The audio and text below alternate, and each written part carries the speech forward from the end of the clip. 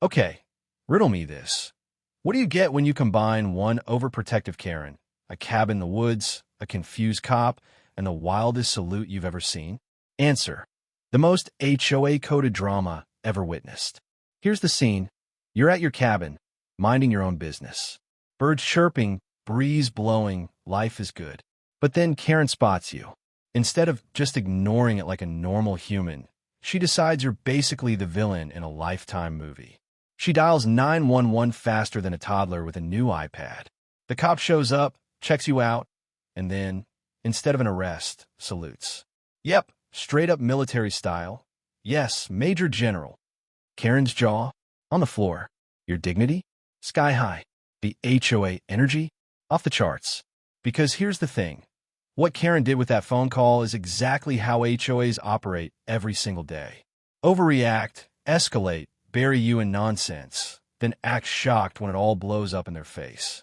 So buckle up, because today we're breaking down 10 painfully true lessons from the Karen Cabin saga that expose how HOAs really work. Each one is its own masterclass in overreaction, paranoia, and the fine art of wasting your time. Karen's first instinct when her son saw you wasn't to wave, wasn't to ask a polite question, wasn't even to ignore it. Nope, straight to 911. That's not concern, that's overreaction theater, and she's starring as the lead. Sound familiar? Because HOAs thrive on the exact same instinct.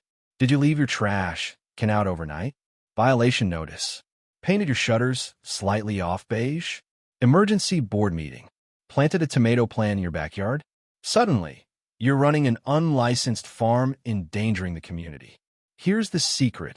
Overreaction isn't a glitch in the system. It is the system. It's how power-hungry Karens and HOAs keep control. By treating small issues like nuclear threats, they create urgency where none exists. That urgency justifies their authority. Think about it. If they responded calmly, "Hey, maybe bring the trash can in tomorrow," they'd lose their edge. But when they escalate, they become the neighborhood guardians, heroes in their own head.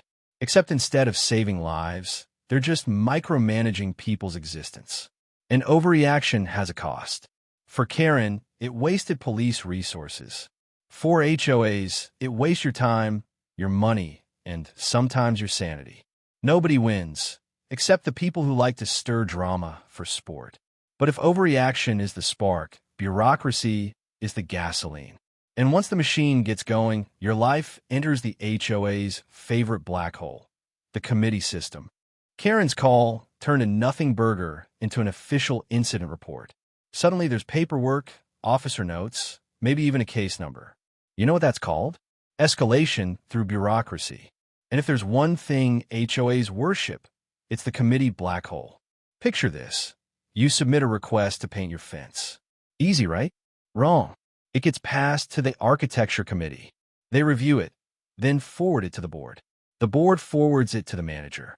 The manager says it needs more documentation, so back it goes to you. Then you resubmit, and the cycle begins again. By the time it comes back, your fence has rotted and you've forgotten why you even applied. This isn't inefficiency, it's strategy. HOAs know the longer something drags out, the less fight you'll have left. The committee black hole is where good ideas and homeowner patience go to die. And let's be honest, it feels exactly like dealing with Karen's 911 stunt. One unnecessary call becomes a log, a report, a follow-up. Suddenly your quiet weekend in the cabin is a bureaucratic drama. Sound familiar? And when you ask why it takes 6 months for a yes or no answer, you'll hear their favorite phrase, due diligence. Spoiler alert, it's not diligence, it's nonsense.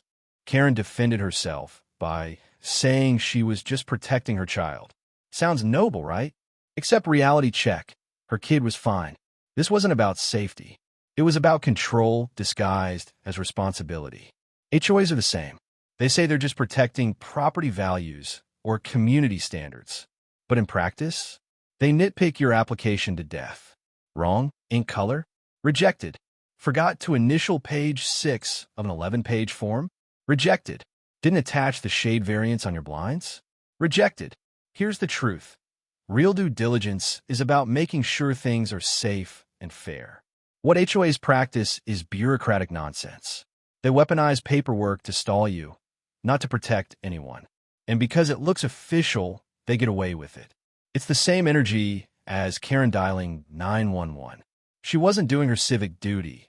She was weaponizing the system to enforce her personal paranoia. But nonsense alone isn't enough to keep the gears turning. To really lock you in HOA limbo, you need imagination. And that's where speculative paranoia comes in. Karen wanted to be the star of her own story. She wasn't just a mom. In her mind, she was the heroic protector of her child. Never mind that there was no threat. The performance mattered more than reality. HOA board members? Same deal. They love the spotlight.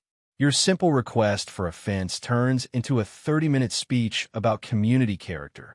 Your desire for solar panels becomes a dramatic warning about the neighborhood's future. It's not about the fence or the panels. It's about the performance. And here's the kicker. The longer they drag it out, the more important they feel. Approve something too fast? They lose their audience. Stall it, debate it, exaggerate it. Now they're the star of the show. Meanwhile, you're stuck watching an unpaid improv theater group that thinks it's Broadway. But sometimes, ego takes a back seat because confusion takes the wheel. And nothing stalls HOAs faster than a new law they barely understand. Karen didn't know who you were, so she punted the decision to the highest authority she could think of, the police. HOAs do the exact same thing with new state laws. The state passes a transparency rule. The HOA freezes all applications. Karen wasted taxpayer money with her unnecessary 911 call. HOAs waste homeowner dues the same way. And sometimes they stall not because they can't decide, but because they don't want to spend. Budget frozen?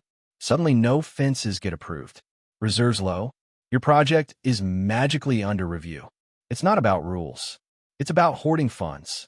Money is the invisible hand guiding many HOA decisions. They'll never say it, but financial optics matter more than your application. And homeowners are left footing the bill while nothing gets done. But if money doesn't stop you, politics will.